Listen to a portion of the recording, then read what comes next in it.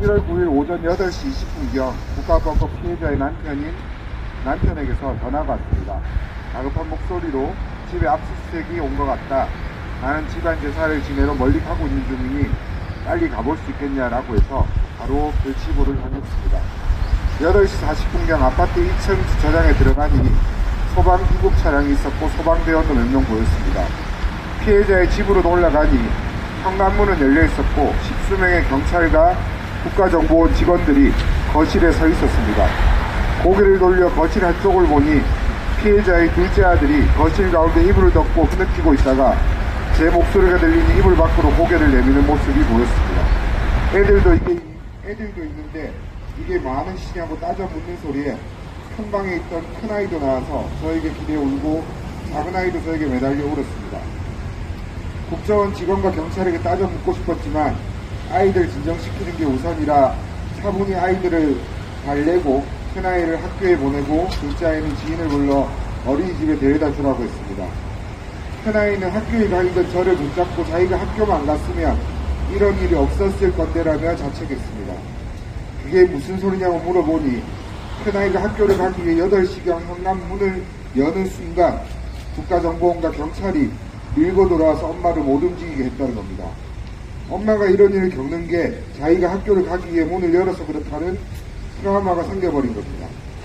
일이 있고 난 뒤에 만났을 때도 그런 생각을 여전히 갖고 있었습니다. 6학년 사춘기 아이에게는 씻을 수 없는 상처가 생겨버린 겁니다. 둘째 아이 또한 8시 30분쯤 어린이집 차가 와서 갈 걸 기다리고 있다가 이런 일이 생긴 겁니다. 울며 불며 학교와 어린이집을 간 이 아이들은 어떤 생각이 들었을까 참으로 참담합니다.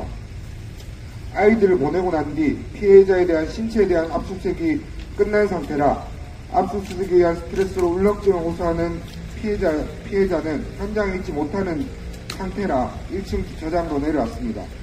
신체에 대한 구속 상태도 아닌데 수사관 10여 명이 따라 내려와서 둘러싸고 있었습니다. 제가 저리 가라고 해도 형식상 어쩔 수 없다고 카메라를 들이대면서 계속 둘러싸고 있었습니다. 아파트 주민들은 지나가면 무슨 큰일이 난 건가 싶어 수군대고 있었습니다. 국가정보원 마크가 큼직하게 붙은 잠바를 입고 10여 명의 사람들이 손에 카메라를 들고 찍고 마치 범죄자와 범죄 현장을 기록하듯이 하는 모습을 지나가야 보는 이웃 주민들은 어떤 생각이었을까요? 피해자는 고개를 푹 숙이지 아무것도 못하고 있었습니다. 남편이 와서야 피해자의 곁에서 떨어졌었습니다.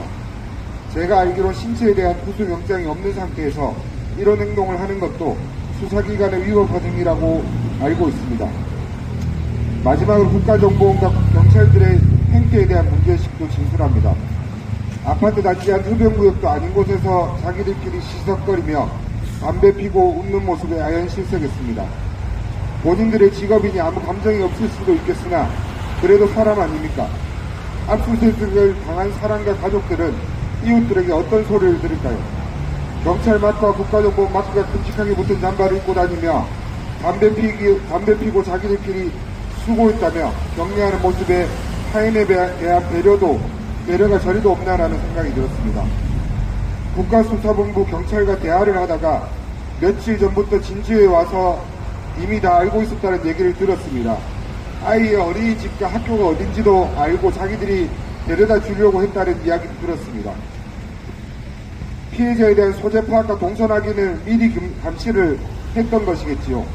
그러면 적어도 아이들이 학교 가고 난 뒤 압수수색을 했다면 어땠을까요? 적어도 큰아이만이라도 말입니다. 큰아이는 6학년이라 아침 일찍 등교를 매일 했다고 합니다. 일정하게 그렇게 등교하는 줄을 미리 감시하는 국가정보원이 알고 있었을 텐데도 그래서 그 시간에 문을 열기만을 기다렸던 거 아닙니까? 국가정보원의 압수수색에 인권을 차치하고라도 타인에 대한 최소한의 배려라도 있으면 하는 바람을 담은 진술을 마칩니다. 검찰은 이 사건에 대해서 엄명백백하게 수사해 주시기 바랍니다. 이상입니다.